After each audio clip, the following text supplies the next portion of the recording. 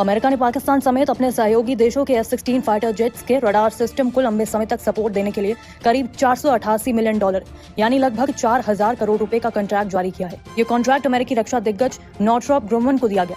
ये कोई छोटा मोटा काम नहीं बल्कि एक लॉन्ग टर्म टेक्निकल और इंजीनियरिंग सपोर्ट प्रोग्राम है जो 31 मार्च 2036 तक चलेगा। यानी आने वाले 10 साल तक F-16 की आंख और दिमाग यानी रडार सिस्टम को लगातार अपग्रेड और मेंटेन किया जाएगा। ये सौदा अमेरिका के फॉरेन मिनिस्ट्री सेल्स प्रोग्राम के तहत किया गया। इसके जरिए वो अपने सहयोगी देशों की सेनाओं को मजबूत बनाए रखता है।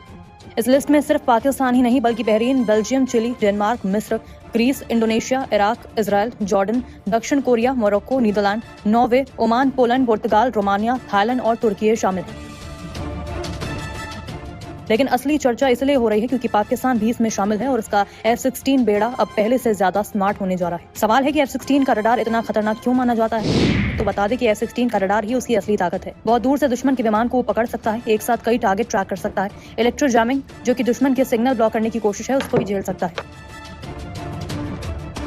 हालांकि अमेरिका ने पाकिस्तान को अपना सबसे advance AESA radar AN/APG-83 SABR नहीं दिया। इसका मतलब साफ है कि अमेरिका संतुलन बनाए रखना चाहता है ताकि भारत को सीधा खतरा महसूस न हो।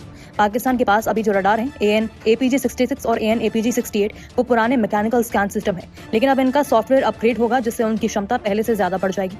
इससे पहले 2025 में हुए $686 मिलियन के पीछे सौदे में पाकिस्तान के F-16 को लिंक 16 नेटवर्क से जोड़ा गया। इसका मतलब है कि अब एक विमान अकेले नहीं लड़ेगा, हवा, जमीन और कंट्रोल सेंटर सब एक नेटवर्क में जुड़े जाएंगे।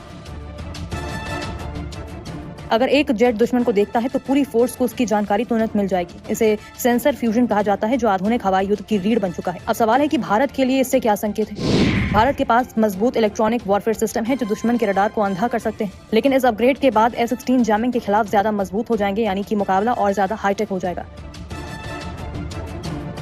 अमेरिका इस कदम को संतुलित सपोर्ट बताता है। F-16 की उम्र 2040 तक बढ़ाना, सहयोगी देशों के साथ तालमेल और आतंकवाद विरोधी ऑपरेशन को बेहतर कोऑर्डिनेट करना। कुल मिलाकर अमेरिका सीधे हथियार नहीं दे रहा लेकिन दिमाग यानी कि रडार को मजबूत करा है। पाकिस्तान को सीमित लेकिन अहम तकनीक की बढ़त मिल रही है और भारत और पाकिस्तान के बीच एयर पावर का मुकाबला अब और टेक्नोलॉजी ड्रिवन हो जाएगा। यानी साफ है कि यह सिर्फ एक कॉन्ट्रैक्ट नहीं बल्कि आने वाले सालों की हवाई रणनीति का बड़ा संकेत है।